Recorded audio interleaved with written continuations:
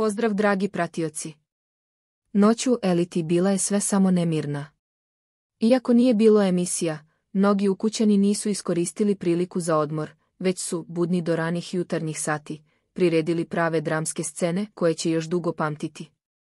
Kako smo navikli od Miljane Kulić, ni ovog puta nije moglo proći bez njenog prepoznatljivog temperamenta.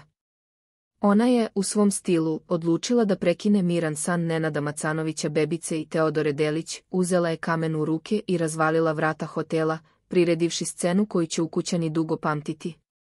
Zatvorio si se kao kad te jure dužnici, viknula je Miljana, očigledno aludirajući na Bebičine finansijske obaveze.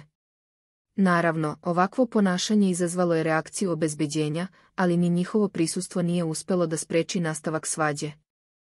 Miljana nije štedela reči, konstantno podsjećajući Bebicu na novac koji joj, kako tvrdi, duguje.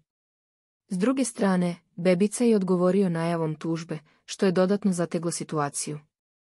Njegova devojka, Teodora, stala je uz njega, a njih dvoje su jasno stavili do znanja da im je dosta ove priče. Dok se drama odvijala u hodniku, u drugom delu kuće dešavale su se jednako zanimljive stvari. Aleksandra Nikolić, Ivan Marinković i Slađa Poršelina započeli su razgovor o Milovanu Miniću. Ivan nije krio svoje mišljenje, nazvavši Milovana kompleksašem i ističući kako su mnogi njegovi postupci neprirodni. Aleksandra je dodala da je Milovan često pokušavao da je kupi skupim poklonima kada bi se naljutila. Rekla sam mu da neću da se odljutim zbog toga. Jednom mi je stavio 100.000 evra na sto samo da ne odem da radim, podelila je Aleksandra. Međutim, njihov razgovor nije ostao na Milovanu.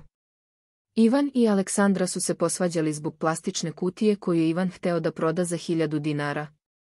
Ova naizgled banalna situacija otvorila je Pandorinu kutiju njihovih međusobnih zamerki, pri čemu je Aleksandra počela da nabraja sve poklone koje je dala Ivani, dok je on tvrdio da su mnogi zapravo došli od njenih fanova ili porodice. A onda, u jednom kutku kuće, desilo se nešto potpuno neočekivano. Jovan Pejić Peja otkrio je tajnu Bože Franića. Dok su pričali o filmovima i serijama, Peja se setio da mu je Boža jednom prilikom otkrio da je glumio u seriji Igre prestola. Ova informacija zatekla je sve prisutne, jer niko nije očekivao da je Boža imao ovakvu prošlost. Šta vi mislite o svemu ovome? Da li će se odnosi u kući ikada smiriti ili nas čeka još veći haos? Milijana je opet pokazala da drži šou u svojim rukama, dok su drugi ukućani, čini se, samo dodatno zakomplikovali već i onako zamršene odnose. Hvala vam što ste gledali. Ako vam se dopada naš sadržaj, lajkujte, ostavite komentar i pretplatite se na naš kanal kako biste uvek bili u toku sa najnovijim dešavanjima iz sveta realitija.